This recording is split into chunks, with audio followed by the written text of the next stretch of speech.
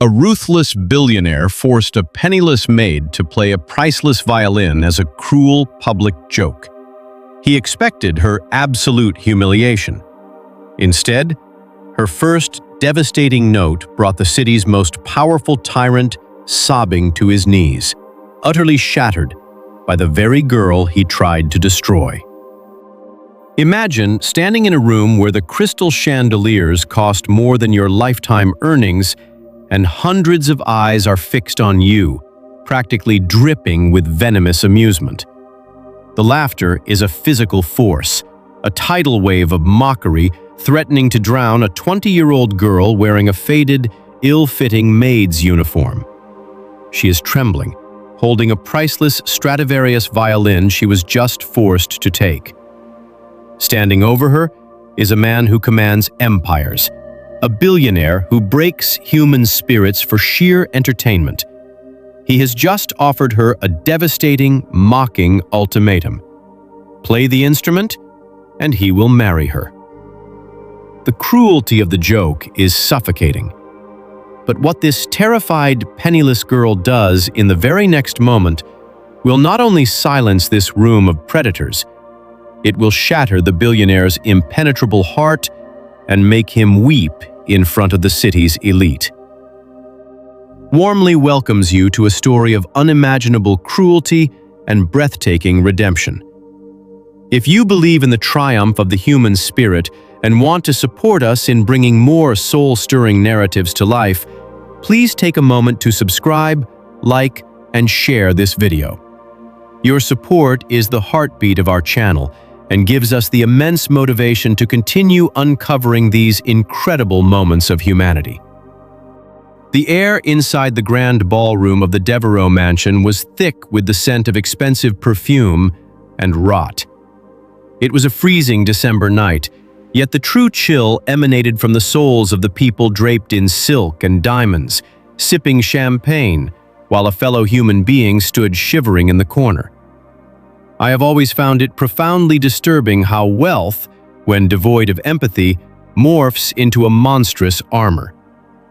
At the center of this opulent void stood Adrien Devo, 28 years old, devastatingly handsome, and arguably the most powerful young tycoon in the nation. To Adrien, humanity was a weakness. People were merely assets, liabilities, or playthings to alleviate his chronic, suffocating boredom. His storm-gray eyes missed nothing, yet they saw the value in absolutely no one. Then, there was Elena. She was small, quiet, and desperate to remain invisible. She had been hired weeks prior to scrub the marble floors these elites now scuffed with their designer shoes. She spent the entire evening hugging the shadows, averting her eyes, trying to preserve a fragile shred of dignity. But in a room full of predators, prey is eventually spotted. Adrien had watched her flinch at a dissonant chord struck by the nervous hired musicians. Intrigued by her distress and craving a new spectacle, he dragged her from the safety of the shadows into the blinding, unforgiving spotlight. The music abruptly stopped. Hundreds of predatory gazes locked onto her trembling frame. With a theatrical smirk that dripped with condescension, Adrien held out the antique Stradivarius violin, a masterpiece worth millions, by its delicate neck. He leaned in, his towering frame casting a dark, suffocating shadow over her. His voice, amplified by the sudden, breathless silence of the ballroom, sliced through the air. He mocked her wincing, demanding she show the room how to truly play. When she whispered her terrified refusal, the crowd chuckled, a low, malicious sound that crawled under the skin. Then came the devastating punchline, the cruel proposition designed entirely to strip her of her humanity. The room erupted into howls of laughter, a deafening roar that pressed down on Elena's fragile shoulders. To them, she was a blank slate of poverty, an empty vessel for their amusement. They had no idea they were about to awaken a sleeping giant. Yet, as the cruel laughter crested like a dark, suffocating wave, something within Elena's trembling posture fundamentally shifted. The terrified girl who had been hugging the shadows seemed to evaporate, replaced by a ghost of someone she used to be long before the world had stripped her of her circumstances. I watched from the periphery, a silent observer holding a half-empty glass as she reached out with hands roughened by harsh chemicals and endless labor. When her calloused fingers wrapped around the delicate, varnished neck of the Stradivarius, she did not fumble. The crowd continued their malicious chuckling, fully expecting her to drop the priceless artifact or, at best, produce a screeching, agonizing noise that would cement the billionaire's vile punchline. They leaned in, hungry for her absolute humiliation. But I noticed the way she tucked the instrument under her chin. It was an embrace, an intimate, heartbreaking reunion between a lost soul and her only true voice. Her eyes fluttered shut, blocking out the sneering faces of the elite, the blinding glare of the chandeliers, and the towering, arrogant figure of Adrien Devo. In that fleeting pocket of silence before she raised the bow, the atmosphere in the room grew inexplicably heavy. The collective amusement began to sour into a strange, unnameable tension. This was not the posture of a victim. It was the stance of a dormant prodigy awakening from a forced, desperate slumber. I later learned that before her father's catastrophic medical debts had stolen her home, her future, and her name, Elena had been a conservatory standout, a girl whose relationship with the violin was as necessary as breathing. Poverty had silenced her, forcing her to trade symphonies for a mop and a bucket just to survive. As she brought the bow to rest against the ancient strings, the tremor in her shoulders vanished entirely. She took one deep, ragged breath that seemed to pull all the oxygen from the vast, opulent ballroom. The billionaires, the socialites, the predators who had gathered to feast on her dignity, they all unwittingly held their breath with her. She was no longer the penniless maid caught in a cruel joke. She was the master of the house, and we were all merely trespassing in her domain. The very second the horsehair kissed the ancient strings, the mocking silence of the ballroom was violently torn apart by a sound so pure, so devastatingly tragic, that it felt like a physical strike to the chest. She did not play a simple melody, nor did she attempt to dazzle them with frantic, hollow technicalities.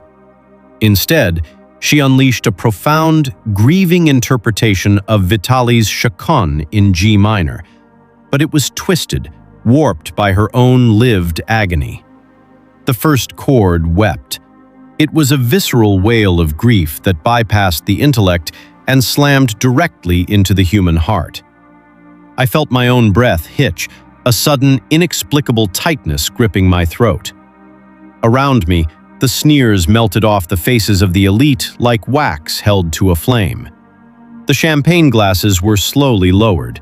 The glittering diamonds suddenly seemed cheap and grotesque in the presence of such raw, bleeding humanity. The music soared, painting a vivid, harrowing portrait of her invisible life. Every stroke of her bow spoke of freezing nights, of the crushing weight of insignificance, of the agonizing grief of watching a loved one die while the world kept spinning in its relentless pursuit of wealth.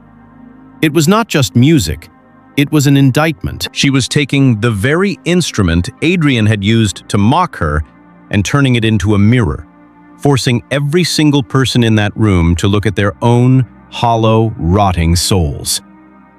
Her calloused fingers flew across the fingerboard with a desperate, ferocious precision, drawing out tones so impossibly rich that the wood of the Stradivarius seemed to bleed. She played with the kind of fierce, unapologetic dignity that money could never purchase.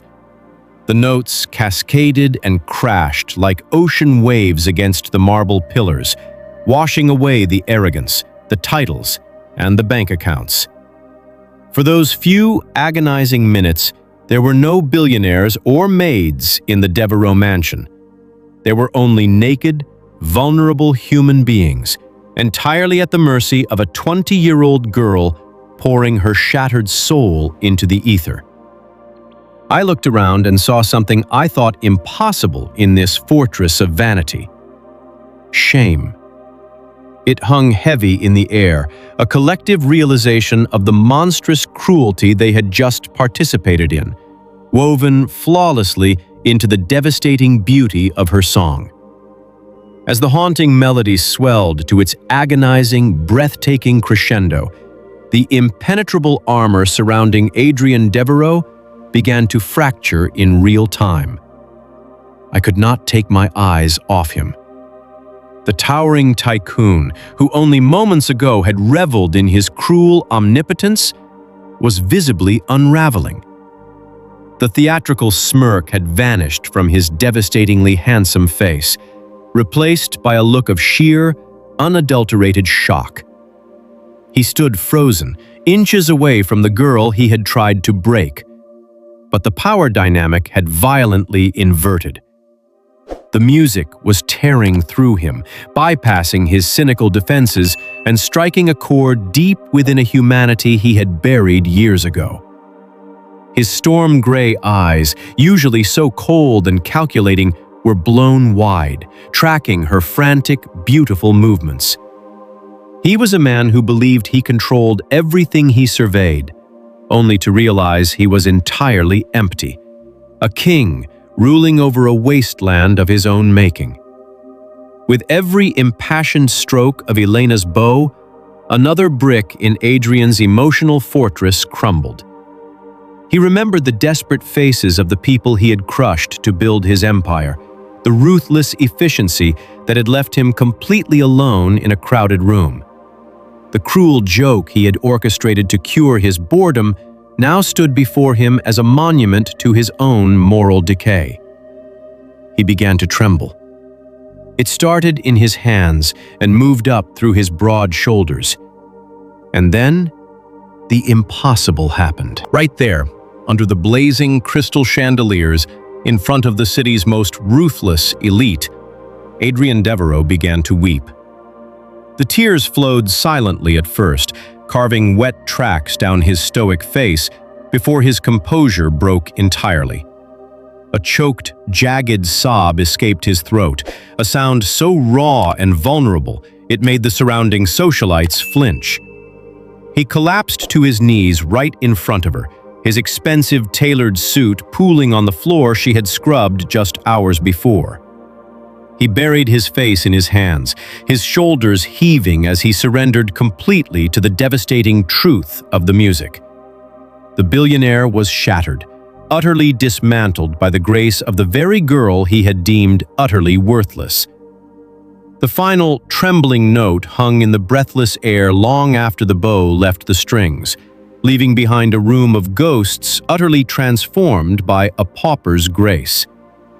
Elena slowly lowered the Stradivarius, her chest heaving as she opened her eyes to the silent, devastated ballroom. She did not look at the stunned crowd, nor did she gloat at the sight of the most powerful man in the city sobbing on his knees before her. Her face held no malice, only a profound, exhausted peace. With quiet dignity, she knelt down and gently placed the priceless violin into Adrien's trembling hands. She didn't demand the marriage he had mockingly promised. She didn't demand anything at all. She simply turned her back on the wealth, the glamour, and the shattered tyrant, walking toward the servants' exit to collect her meager belongings.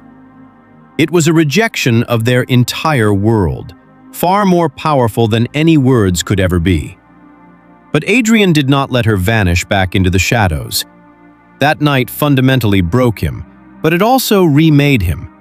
Finding his voice through the wreckage of his ego, he called out a desperate, tear-stained apology that echoed through the silent halls. The cruel joke died, giving birth to a profound, lifelong redemption. Adrien Devo did not marry Elena. She was a woman of far too much substance to be won by a sudden epiphany, but he dedicated the rest of his life to dismantling the monstrous armor of his wealth. He fully funded the conservatory she had been forced to abandon, establishing a colossal foundation in her father's name to ensure no medical debt would ever silence a prodigy again. As for Elena, she never wore a maid's uniform again. She returned to the stage, playing not for billionaires, but for the world, her music an eternal beacon of resilience. I still think about that freezing December night often. It taught me that while cruelty can build towering empires of gold and glass, it only takes one pure, unapologetic note of human truth to bring them crashing to the ground. In the end, the story of Elena and Adrien serves as a powerful testament to the triumph of the human spirit over the superficial fortresses of wealth and arrogance. What began as a cruel attempt to humiliate a vulnerable young woman transformed into a profound moment of collective awakening. Elena did not need anger or vengeance to dismantle the toxic hierarchy of that opulent ballroom. She simply needed her truth, channeled through the strings of a timeless instrument. Her music shattered the illusion of Adrien's omnipotence, exposing the hollow, rotting core of a life built on ruthless ambition and a lack of empathy. By refusing to play the victim and choosing instead to bare her soul, she reclaimed her dignity and irrevocably altered the trajectory of a billionaire's life. Adrien's collapse and subsequent redemption illustrate that even the hardest of hearts can be broken open by genuine, unapologetic vulnerability. True power does not reside in bank accounts, social status, or the ability to intimidate others. It lies in resilience, in the grace to walk away from toxic environments, and in the courage to let one's authentic voice be heard. Elena's journey from a silenced, impoverished maid back to a celebrated maestro, alongside Adrien's transformation from a cruel tyrant to a philanthropic force, reminds us that humanity's greatest strength is our capacity for empathy and change. When stripped of our material armor, we are all just fragile souls seeking connection, capable of both deep cruelty and breathtaking redemption. The deepest lesson we can draw from this story is that true dignity and self-worth cannot be bought, nor can they be destroyed by external circumstances. Material wealth and social dominance are often used as armor to hide profound inner emptiness, while true strength lies in vulnerability, authenticity, and resilience. Cruelty is merely a reflection of the oppressor's own brokenness, never a measure of the victim's true value. How to apply this to your life today? Never allow temporary setbacks, financial struggles, or the harsh judgments of others to make you forget who you truly are. If you have a gift, a passion, or a unique voice, fiercely protect it, even in your darkest chapters. Furthermore, practice radical empathy. Treat every person you encounter, from the CEO to the custodial staff, with the exact same level of profound respect, recognizing that everyone carries a hidden history. Finally, if you recognize that you have been building walls of ego or pride to protect yourself, have the courage to tear them down. Use whatever resources, privilege, or influence you have to uplift others rather than diminish them. If you were in Elena's position, would you have forgiven Adrien? Or would you have simply walked away as she did? Please share your perspective in the comments section below. We would love to read your thoughts and spark a meaningful discussion within our community. If you found value in this story and its message, please subscribe to the channel. Your support gives us the immense motivation we need to keep creating more inspiring and thought-provoking content for you.